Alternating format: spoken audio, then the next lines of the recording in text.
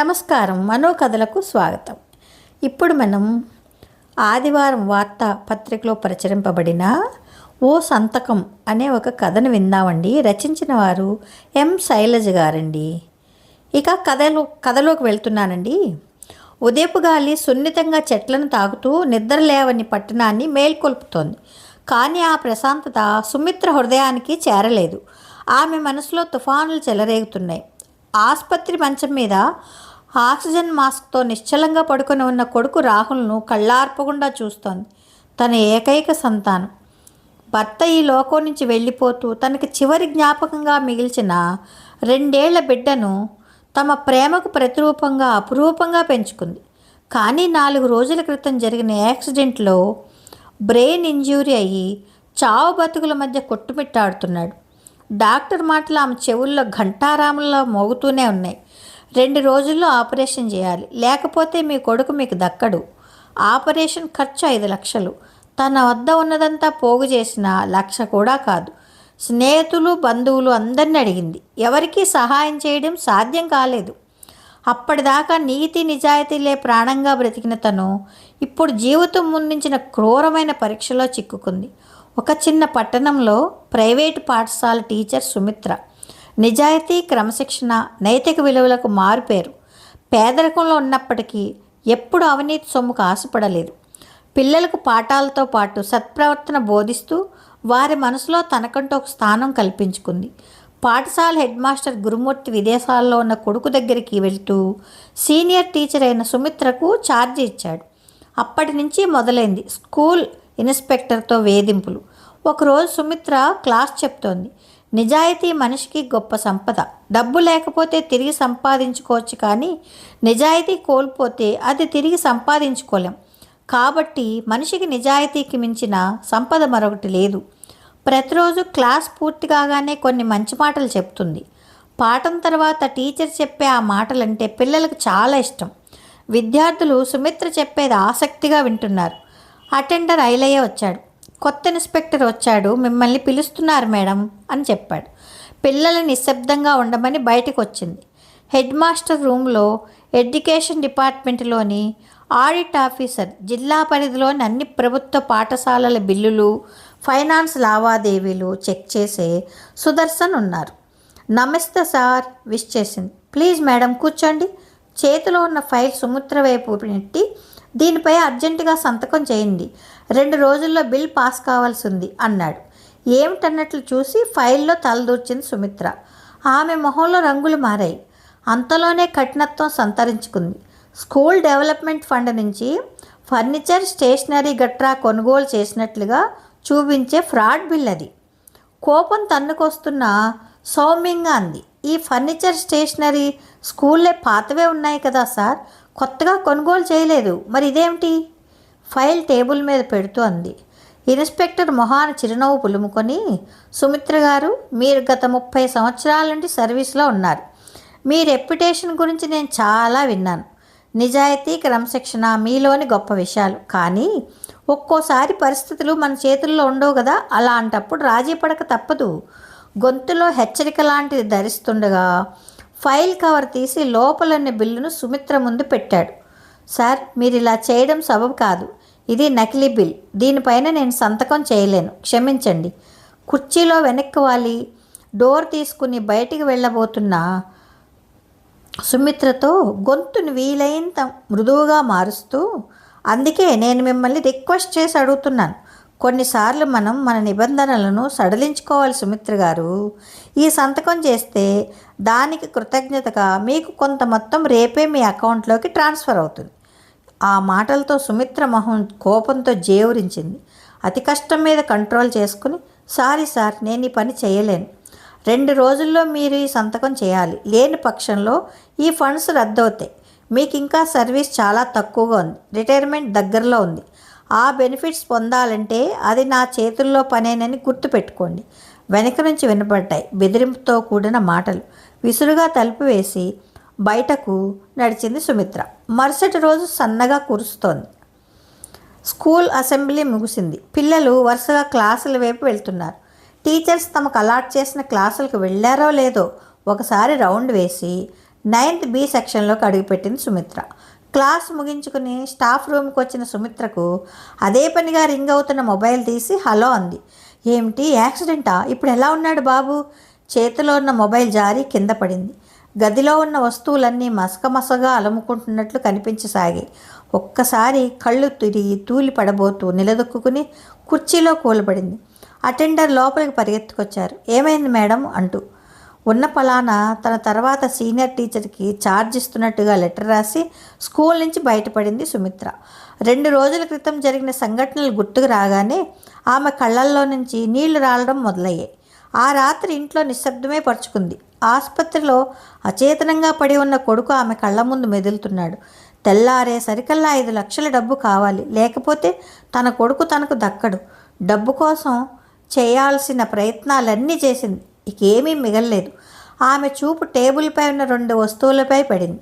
ఒకవైపు తన పరిస్థితిని ఆసరా చేసుకుని స్కూల్ ఇన్స్పెక్టర్ ఫ్యూన్తో పంపించిన ఫేక్ బిల్, మరోవైపు రాహుల్ చిన్ననాటి ఫోటో చేతుల్లోకి తీసుకుని గుండెలకు హత్తుకుంది.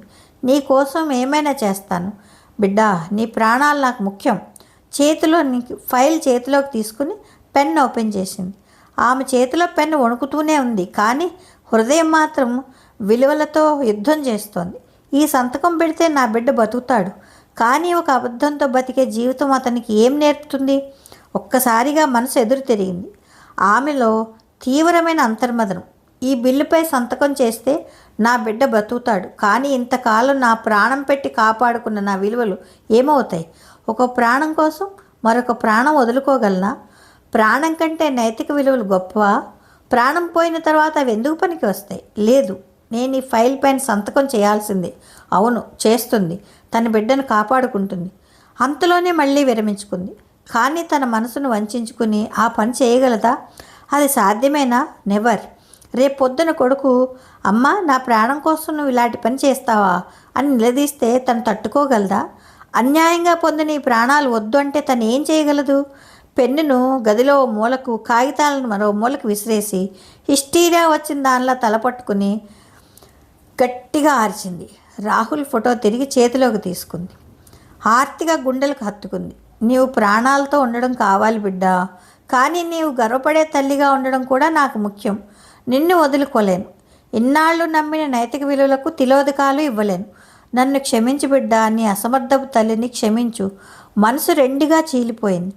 ఒకవైపు తల్లితనం, తన కుమారుడి ప్రాణం కాపాడాలన్న తపన. మరోవైపు గురువుగా జీవితమంతా పిల్లలకు నేర్పిన నైతిక విలువలు. ఎడతెగిన ఆలోచనలు తుఫాన్లో వచ్చి పడుతున్నాయి. నేను నిజాయితీగా ఉండి రాహుల్ని కోల్పోతానా, లేక రాహుల్ కోసం నా నిజాయితీని కోల్పోతానా? అంతరంగం ఘోషిస్తోంది. ఆమెకు తన భర్త జ్ఞాపకం వచ్చాడు. రాహుల్ పుట్టినరోజున చెప్పిన మాటలు ఇప్పటికీ చెవుల్లో రొదపెడుతున్నాయి. మన కొడుక్కి మన బంగారం, ఆస్తులు వదిలిపెట్టలేమేమో, కానీ నిజాయితీతో జీవించడం నేర్పాలి. అదే అతనికి నిజమైన ఆస్తి. రాత్రంతా కంటి మీద కునుకులేదు ఆమెకి. ఎప్పుడు తెల్లవారిందో కూడా గమనించలేదు. ఆగకుండా తలుపులు శబ్దం. స్పృహ వచ్చిన దానిలా లేచి నిలబడింది. నడుస్తున్న శవంలా కదిలి డోర్ ఓపెన్ చేసి గుమ్మం బయట నిలబడిన వ్యక్తులను అతి ప్రయాస మీద గుర్తుపట్టడానికి ప్రయత్నించింది. మేడం నమస్తే, మమ్మల్ని గుర్తుపట్టలేదా? అప్పుడు కానీ చలనం రాలేదు సుమిత్రకి. అందులో 2 స్కూల్ టీచర్లు, పాత విద్యార్థులు, పక్కింటి వారు నిలబడి ఉన్నారు. తనేదో అనబోతుండగా సైన్స్ టీచర్ సత్యం, మేడం మీ సమస్యను మీ పాత విద్యార్థులు, మీ చుట్టుపక్కల వారికి తెలియజేసి పరిస్థితి వివరించాను. వారంతా స్పందించారు. మీకు సహాయం చేయడానికి ముందుకు వచ్చారు. ఇక మీరేం వర్రీ కాకండి, మీ రాహుల్కి ఏమీ కాదు అన్నాడు. వాళ్ళు చెబుతున్నది ఏమిటో అర్థం కావడానికి సమయం పట్టింది సుమిత్రకి. ఒక్కసారిగా ఆమె ముఖంలోకి జీవకళ వచ్చేసింది. పూర్వ విద్యార్థి రమేష్ అన్నాడు, మేడం నిజాయితీ, మంచితనం, సత్ప్రవర్తన మాకు నేర్పారు. ఇప్పుడు సమాజంలో మంచి స్థితిలో ఉన్నాం మేము. మీకు కష్టం వచ్చిందని తెలియగానే రాహుల్ ఆపరేషన్ కోసం మేమందరం కలిసి ఈ సహాయాన్ని తీసుకొచ్చాం, తీసుకోండి అంటూ ఉబ్బుగా ఉన్న కవర్ ఆమె చేతిలో పెట్టాడు. రుద్ధమైన కంఠం నుంచి మాటలు బయటకు రాలేదు. అప్రయత్నంగా వాళ్ళ వైపు చూస్తూ 2 చేతులు జోడించింది. మేడం ఆలస్యం చేయకండి, పదండి హాస్పిటల్కి వెళ్దాం. నీతి, న్యాయం, ధర్మం వీటిని కాపాడు. ఆపద సమయంలో అవే నిన్ను రక్షిస్తాయి. ధర్మో రక్షిత రక్షిత. భగవద్గీతలోని ఈ మాటలు ఆమె మెదడులో సుడిగాలిలా తిరుగుతున్నాయి. ఎక్కడ లేని శక్తి ఆమె శరీరంలోకి వెల్లువలా వచ్చేసింది. 2 నెలలు గడిచాయి. రాహుల్ పూర్తిగా కోలుకున్నాడు. ఆ రోజు ఉదయం స్కూల్లో అసెంబ్లీ జరుగుతోంది. మైదానం నిండా విద్యార్థులు, వాళ్ళ తల్లిదండ్రులు, టీచర్లు, హెడ్ మాస్టర్ గురుమూర్తి క్లిష్ట పరిస్థితుల్లో సైతం అవినీతికి లొంగక దృఢంగా నిలబడమే కాకుండా మాతృమూర్తిగా విజయం సాధించిన సుమిత్రకు చిన్న సన్మానం చేశారు. ప్రిన్సిపాల్ మైక్ దగ్గరికి వచ్చి, ఈరోజు మన ముందు ఒక ప్రత్యేక విద్యార్థి మాట్లాడబోతున్నాడు. అతను అనుభవించినది కేవలం అతని కుటుంబానిదే కాదు, మనందరికీ ఒక పాఠం. రాహుల్ ముందుకురా. రాహుల్ మైక్ దగ్గరికి వెళ్ళాడు. మైదానం నిశ్శబ్దంగా మారింది. ఫ్రెండ్స్, నేను ఈరోజు మీ ముందున్నాను అంటే అది మా అమ్మ వల్ల. అమ్మకు ఒకసారి చాలా పెద్ద పరీక్ష వచ్చింది. ఒక సంతకం పెడితే నా ప్రాణం కాపాడబడేది. కానీ ఆ సంతకం అబద్ధం మీద ఆధారపడి ఉంది. అందుకే అమ్మ దానిని తిరస్కరించింది. అది తెలిసినప్పుడు నేను భయపడ్డాను. అమ్మ నన్ను కాపాడడం ముఖ్యం కదా అని అనిపించింది. కానీ ఈరోజు నాకు అర్థమైంది. అమ్మ నన్ను కేవలం శరీరంతో బతకడానికి కాకుండా సత్యంతో బతకడానికి కాపాడింది. నాకు ప్రాణం ఇచ్చింది వైద్యులు, కానీ నాకు గౌరవంగా బతికే జీవితం అమ్మ ఇచ్చింది. నిజాయితీ, మనకు డబ్బు, ఆస్తులు ఇవన్నీ అవసరం, కానీ ఇవన్నీ ఒకరోజు పోతాయి. మన విలువలు మాత్రమే శాశ్వతం. నా తల్లి, నా గురువులు నాకు నేర్పిన ఆ విలువల ముందు నేను తల వంచుతున్నాను. అసెంబ్లీలో ఒక్కసారిగా చప్పట్లు మారుమోగాయి. హెడ్ మాస్టరు, టీచర్లు ప్రతి ఒక్కరి కళ్ళల్లో నీరు ఊరింది. సుమిత్ర ముఖం గర్వంతో కాంతులీనుతోంది. డబ్బు ఇచ్చే గెలుపు క్షణికం, కానీ విలువలు, వాటి ద్వారా వచ్చే విజయం శాశ్వతం.